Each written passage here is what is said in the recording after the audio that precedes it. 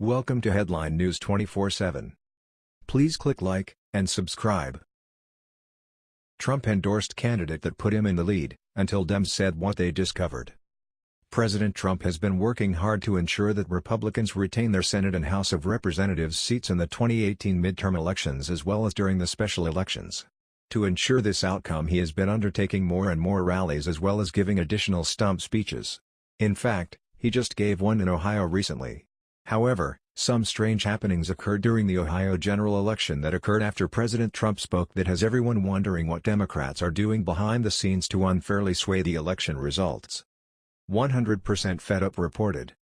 President Trump traveled to Ohio to stump for GOP Congressional candidate Troy Balderson in Columbus' 12th District, where voters cast their ballots in a special election to replace the remainder of ex-Representative Pat Tiberi's term as a US Congressman.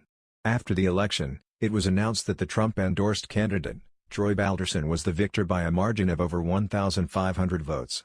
After the special election, Cleveland.com reported, with 100% of precincts reporting, Balderson had a 1,754 vote lead over O'Connor, with more than 202,000 votes cast. O'Connor declined to concede the race Tuesday night, telling supporters "We're not stopping now." News outlets, including the Associated Press, also did not call the race, citing the number of uncounted absentee and provisional ballots. And then suddenly, out of nowhere, 588 uncounted votes show up in a Columbus suburb. The votes from a portion of one voting location had not been processed into the tabulation system, officials explained. Election night results are tabulated through the use of a device called a master PEB that is returned to the board along with flash drives from each machine.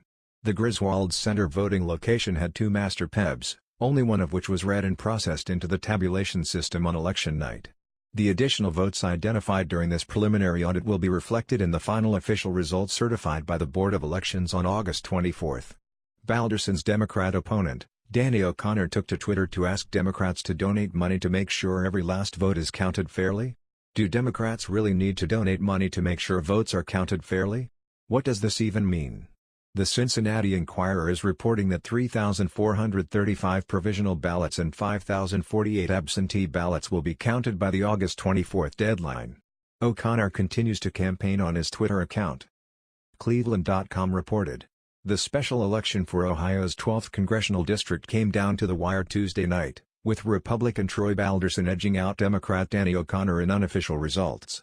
With 100% of precincts reporting, Balderson had a 1,754 vote lead over O'Connor, with more than 202,000 votes cast.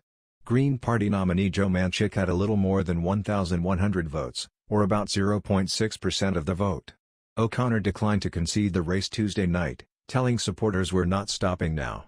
News outlets, including the Associated Press, also did not call the race, citing the number of uncounted absentee and provisional ballots. There are 5,048 outstanding absentee ballots and 3,435 outstanding provisional ballots left to count, according to the Ohio Secretary of State's office.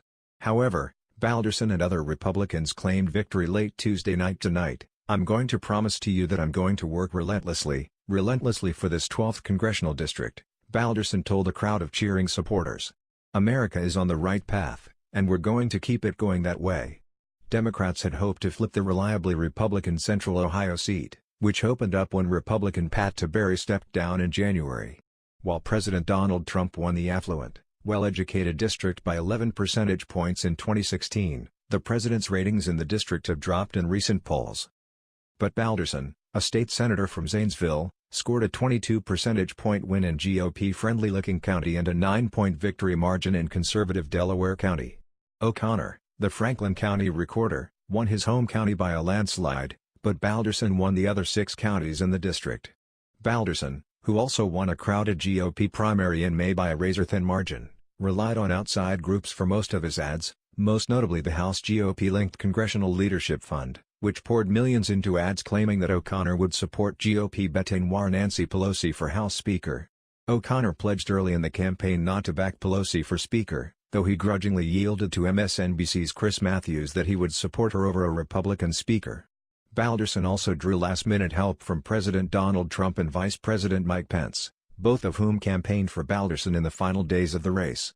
O'Connor, meanwhile, raised nearly $1.5 million, most of which was spent on ads portraying him as a moderate and hitting Balderson for saying he would be open to raising the minimum age for Social Security and Medicare.